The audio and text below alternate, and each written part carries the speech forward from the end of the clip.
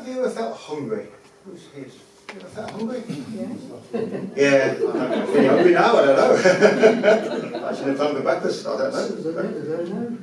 I can't hear any tummy's rumbling, but anyway. But it's not a nice feeling, is it? It's not nice. You've missed a meal or something like that. Really doing something to eat. Tell you a story. When I was thinking about this, it reminded me when I used to visit my grandmother. From my father's side. And we used to drive up. And this is when I was a teenager lad, you know, and sort of growing, sort of, you want to see me growing, you know, and sort of eating loads and loads and loads. And she used to serve us lunch. And it was like, the ham was so thin it was virtually transparent, and you know, a little tiny bit of this, that and the other, and you know, and sort of gone in a second, you know, and it was sort of, oh, what's now? And it wasn't just me, the parents as well, my brother, we all felt hungry, so we stopped for fish and chips on the way home. We were all so hungry. And then I remember as a student, during my finals, you know, just sort of eating was just quite low down on the list of priorities, you know, so we used to sort of survive on, I think, digested biscuits and cottage cheese, and pot noodles, and that was it. I must have lost at least half a stone.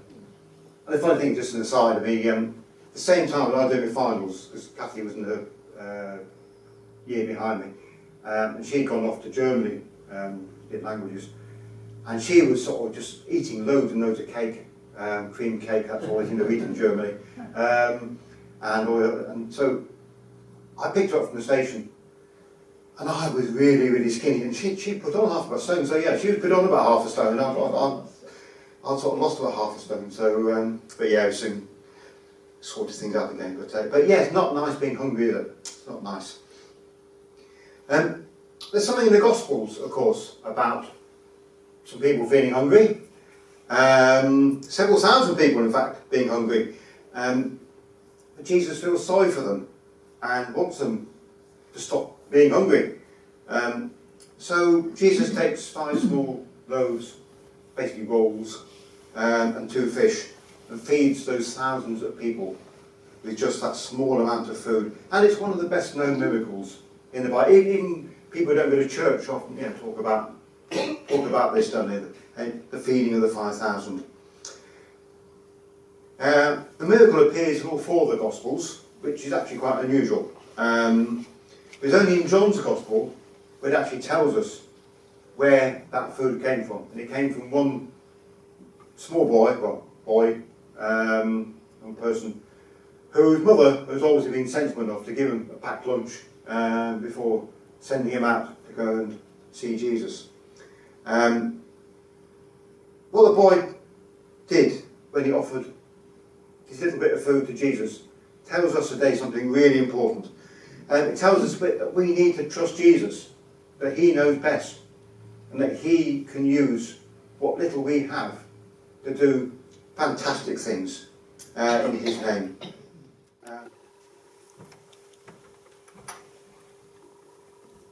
Again, a well-known story. Jesus feeds the 5,000, taken from Matthew.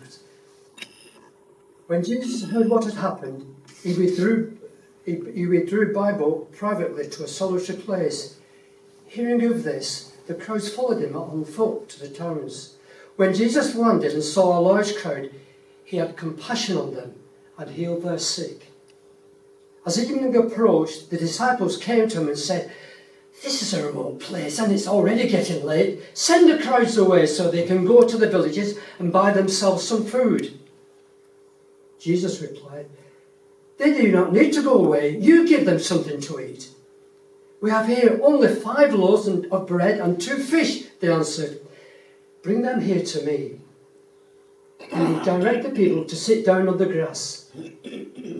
Taking the 5 loaves and the 2 fish, and looking up to heaven, he gave thanks and broke the loaves. Then he gave them to the disciples, and the disciples gave them to the people. They all ate and were satisfied.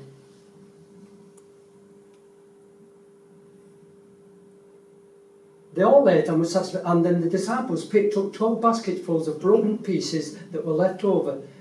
The number of those who ate were about 5,000 men, besides women and children. I chose that version of the feeding of the 5,000 because it starts with a bit of context about why Jesus had withdrawn to solitary place and his compassion on the crowds. And we'll be looking at that in a minute. But please also remember what I mentioned just now about what we're told in John 6 verse 9, that the important 5 loaves and 2 fish were provided by a boy. And then we'll now reflect on the possible thoughts of someone who saw the boy after what he had, after what he'd done, and the resulting miracles.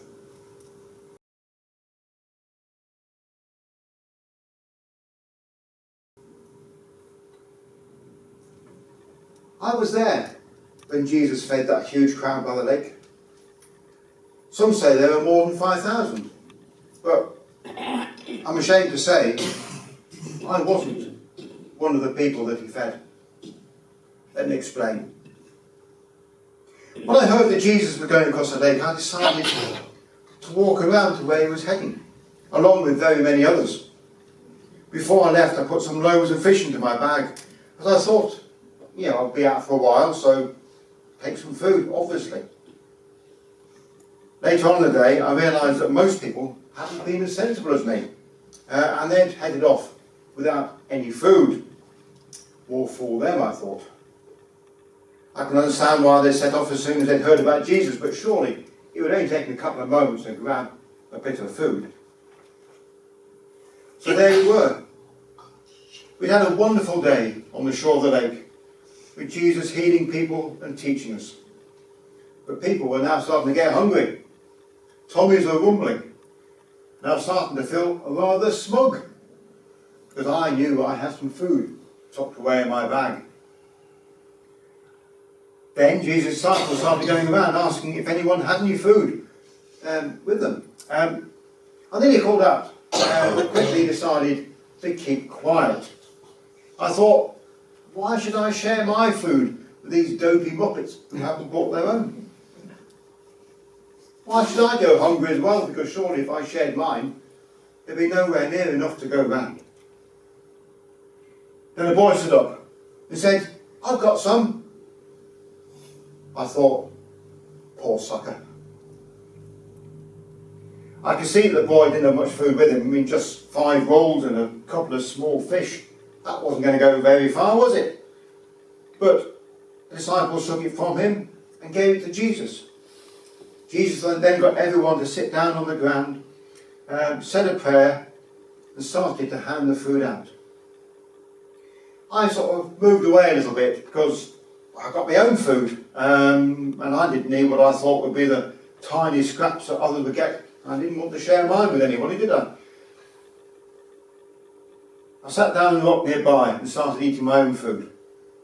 But then, as I looked back at the crowd, I realised something incredible was happening. Everyone was eating.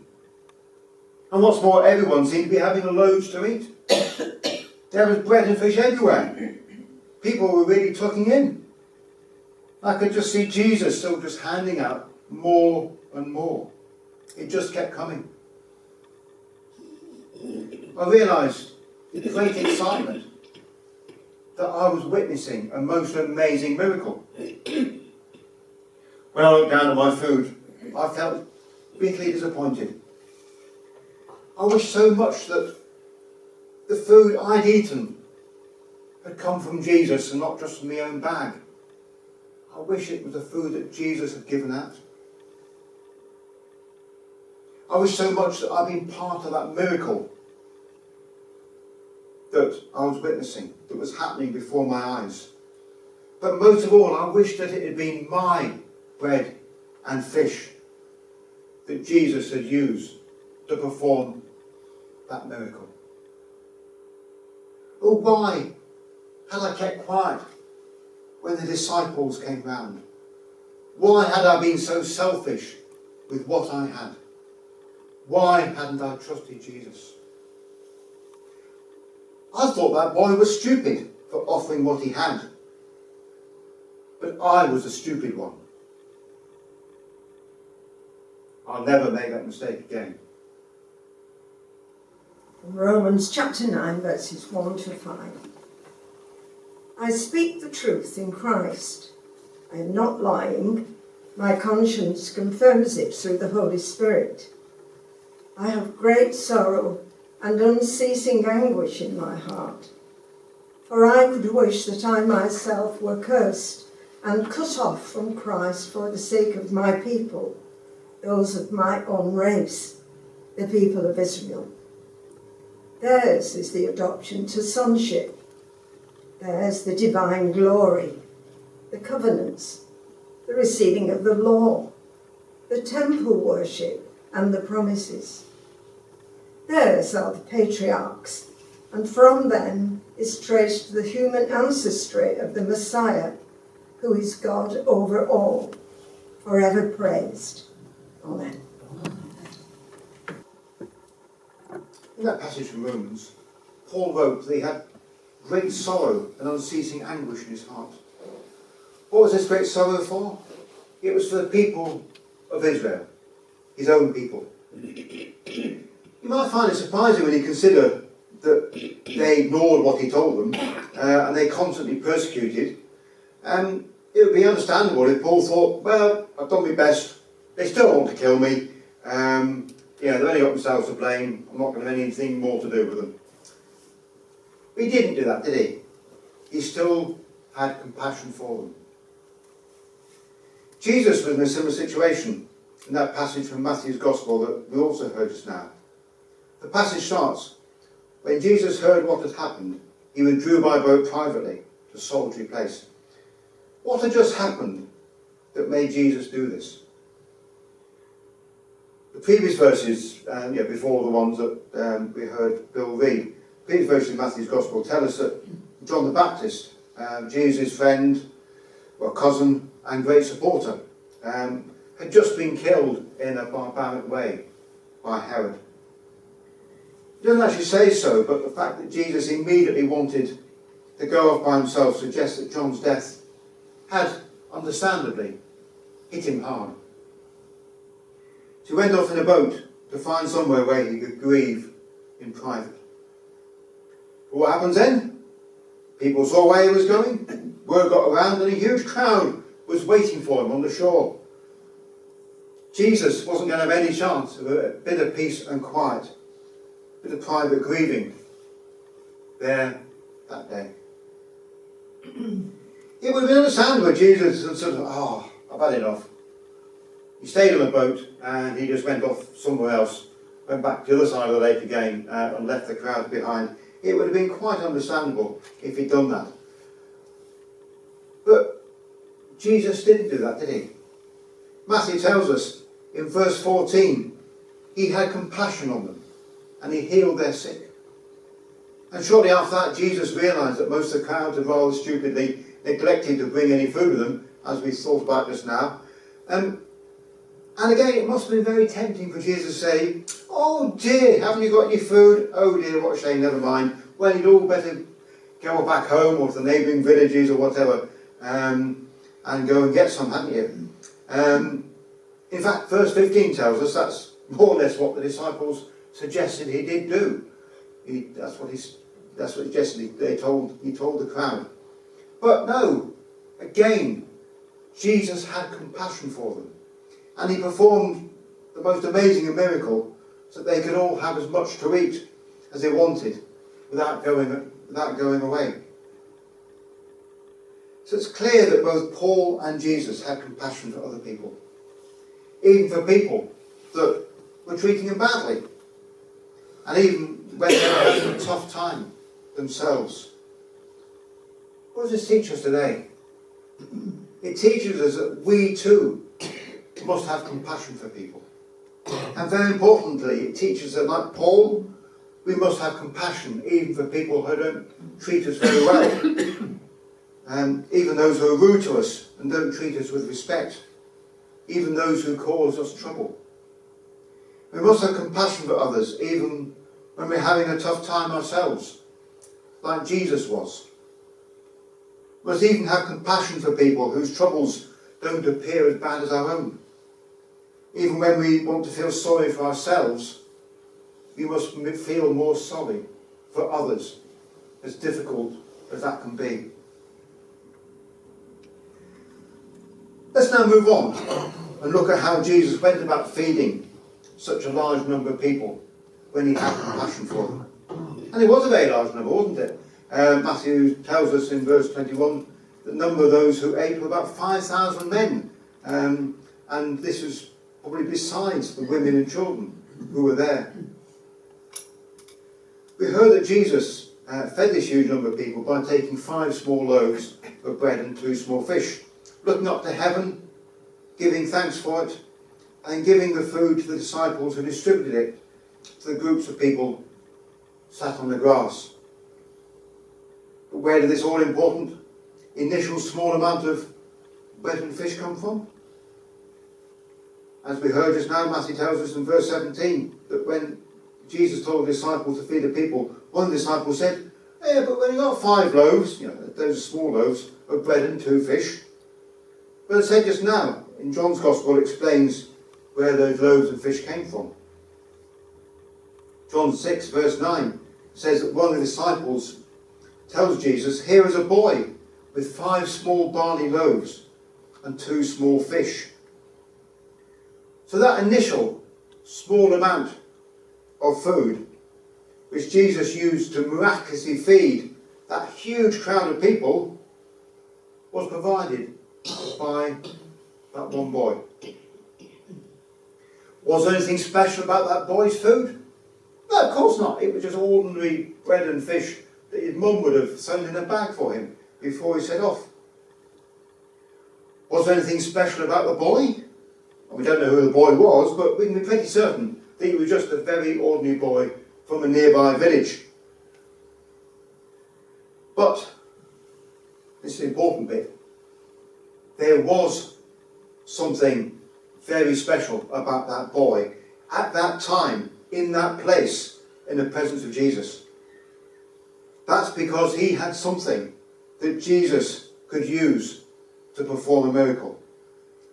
It was something very ordinary, his packed lunch, but it was all that Jesus needed at that time, at that place.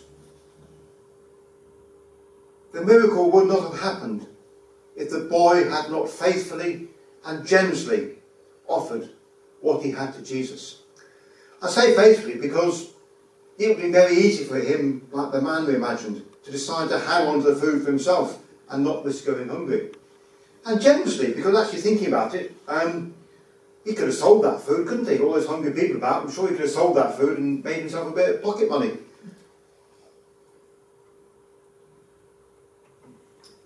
What does this teach us today? It teaches us that we need to be like that man. It reminds us that we have things that Jesus might need to perform miracles and to do his work. What we have may seem very ordinary, nothing special at all, we think. But like the boy's food, it might be exactly what Jesus needs at that time and place. And don't forget, when we talk about miracles, they come in all shapes and sizes. For a family in poverty, getting the food they need can seem like a miracle. Getting out of debt can seem like a miracle. For someone who's upset, getting a visit or phone call at just the right time can seem like a miracle. And someone becoming a Christian is a miracle of sorts, and a very important one.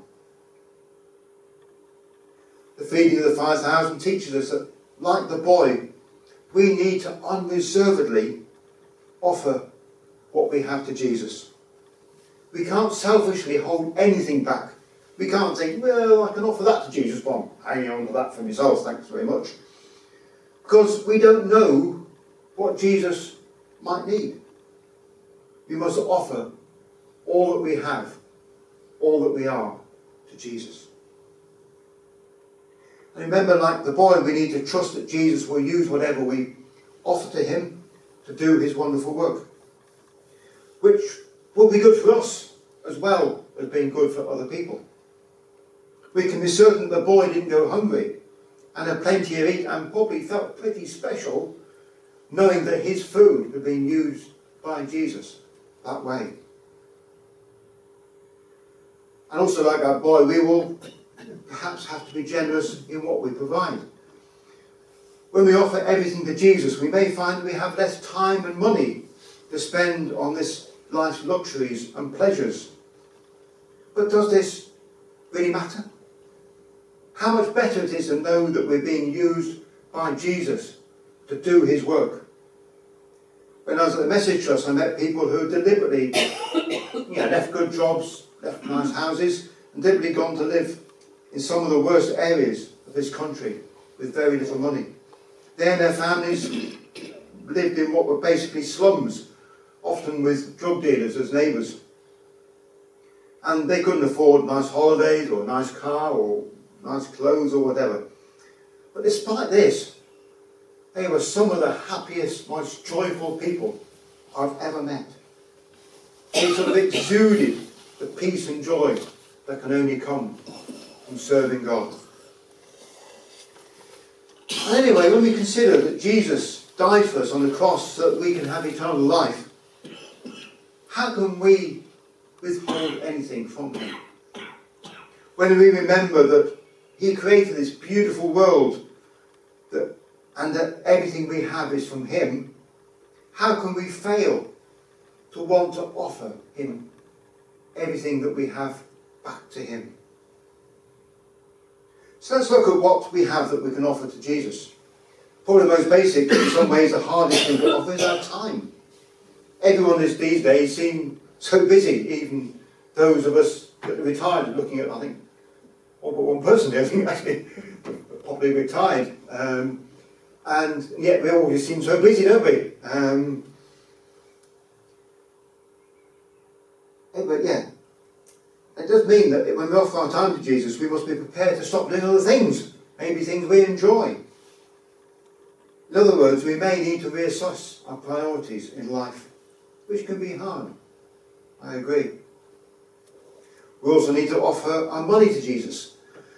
This can be as simple as just giving more money to the church or to charities, either as regular giving or perhaps just a one-off as we feel moved to. I've heard of occasions when a Christian charity has desperately needed more money, desperately for something in particular, or they've got they've got a shortfall or something to repay. I just happened with the Message. There was a massive shortfall of several £1,000s to repay the staff, and poor Andy Hawthorne didn't know where it was going to come from. He thought he was going to tell his staff that, sorry guys, no wages this month until we get some money in. And anyway, they prayed about it, and this cheque arrived for exactly the right amount of money from a well-meaning businessman. And there are many examples of that, where just the right amount of money arrives at just the right time. And that person didn't know how much money was needed, or that it was desperately short at that time. Just felt God calling him to do it. This is how God uses what we have today to do his work. And of course we also need to offer our gifts and abilities to Jesus to use. We're born with some of our gifts and abilities, others given to us by God when we need them. Some of them we learn at work or through experience. And these can include playing musical instruments, singing, teaching young people, preaching, healing, discernment and prophecy. And it also includes our ability to pray, and that's a really important gift that is often much underrated. Jesus can also use our less exciting abilities. Are you good with numbers or good at administration? Are you good at art, craft, gardening, baking cakes? A lot of you are good at baking cakes. Good at mending things, over the door just now. Decorating. Are you good at smiling at people and just listening to their problems? That's a gift. Just showing that you care. Do you have experience and training from work that can be used in church, like safeguarding? All sorts of other things. Things that can be used. Now, a lot of you are already offering these gifts, and that's great. But Are there other gifts that you can offer? The church offer to God to do his work. Jesus can use all his abilities in the right time and place to do his work and to perform miracles. Remember that Jesus can only use what we have if we genuinely, unreservedly offer them to him. Jesus can only use what we have if we're prepared to use them whenever and however he wants to. And sometimes it can be a very unexciting way, or so we think at first. Also remember that all our abilities have been given to us by God, and therefore we have no right whatsoever to withhold them from God's work. Now you may be thinking that, well, I've got very little. You might think you have very little to offer Jesus. In this case, always remember that Jesus takes what little we offer him and turns it into something wonderful and amazing. Something far better than we could ever have imagined ourselves, and certainly what we could have achieved in our own strength, in our own ability.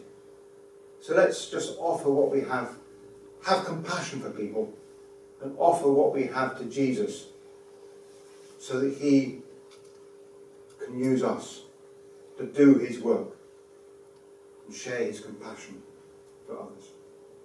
Let's pray.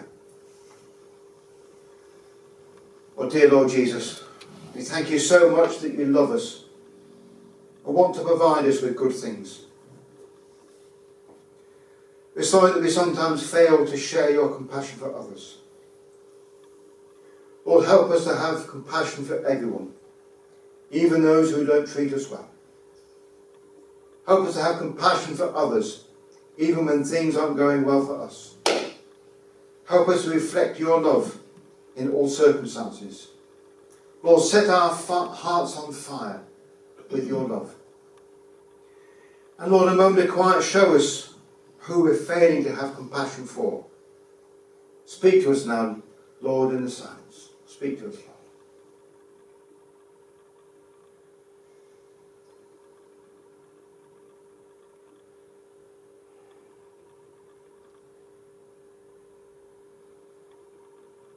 Lord, we're amazed and excited that you can use the simple things that we have to do your work and even to perform miracles. We're sorry that sometimes we selfishly withhold things from you, our time, our money, our abilities. Lord, we know that you deserve everything that we have. Help us to be more generous. Help us to trust you more and to believe that you will use what we offer to do wonderful things, far greater than we can imagine. Lord, we offer all that we have to you now. In a moment of quiet, tell us what you need from us. What is it that we may have been withholding from you? Just speak to us now. Show us, Lord. Maybe give us a picture. Tell us now, Lord, in the silence.